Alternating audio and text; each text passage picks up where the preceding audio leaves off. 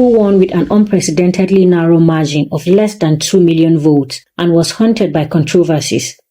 Tinubu's emergence was greeted with modest expectations regarding his ability to take Nigeria out of the abyss that his predecessor had sunk the country into.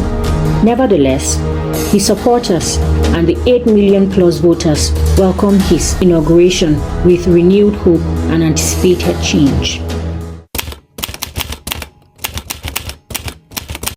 President Tinubu's first significant decision in the office was the removal of the controversial fuel subsidy, which had benefited ordinary Nigerians for decades. Tinubu's unexpected announcement of the complete abolition of the subsidy regime set off a series of consequences, including a sudden surge in the prices of essential goods and services and long queues in filling stations across the country. The Central Bank of Nigeria, under President Tinubu, has enacted various reforms in the foreign exchange market. These reforms expectedly resulted in the devaluation of the naira, which has depreciated against the dollar and other foreign currencies since then.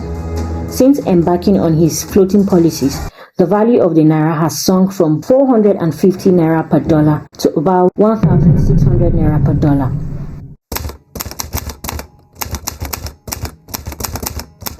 Meanwhile, the lingering repercussion of the fuel subsidy removal, the devaluation of the naira, and other economic policies of the Tinubu government continue to afflict the Nigerian masses, manifesting in the high inflation rates, heightened poverty levels, and a decline in living standards. According to the Nigerian Bureau of Statistics, the inflation rate has risen from 22.41% in May 2023 to 33.2% in April 2024, the highest since 1960.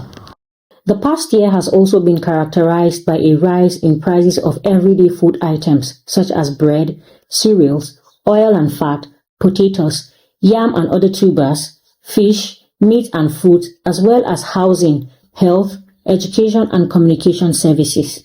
An NBS report of a year-on-year food inflation rate noted an increase from 24.35% in February 2023 to 37.92% in February 2024. Also, the cost of a healthy diet rose from 503 naira in May 2023 to 982 naira in March 2024. The masses bear all these economic burdens, while the minimum wage remains 30,000 naira. Labor unions have threatened to embark on industrial action to force the government to agree on a new minimum wage.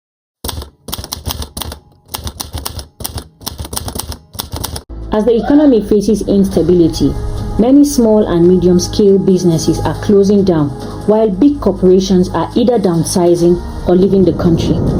This has resulted in a free rise in the unemployment rate. Statistics from the NBS indicate a notable increase in unemployment from 4.2% in Q2 2023 to 5% in Q3. When he was sworn in as president, Tinubu vowed to end insecurity in Nigeria, but the situation remains unchanged, with killings, abduction, and terror still rampant. Data from the ACLED database shows that at least 7,500 people have been killed in various violent incidents between June 2023 to the end of April 2024. 1 year into Tinubu's administration, the life of an average Nigerian remains precarious. As if the economic hardships and insecurities are not enough for Nigerians to stomach, Tinubu's administration adds salt to injury with its flagrant disregard to democratic principles such as freedom of expression. An analysis by West Africa Weekly earlier this month asserts that no fewer than 13 journalists have been harassed or illegally arrested under Tinubu's watch in less than a year.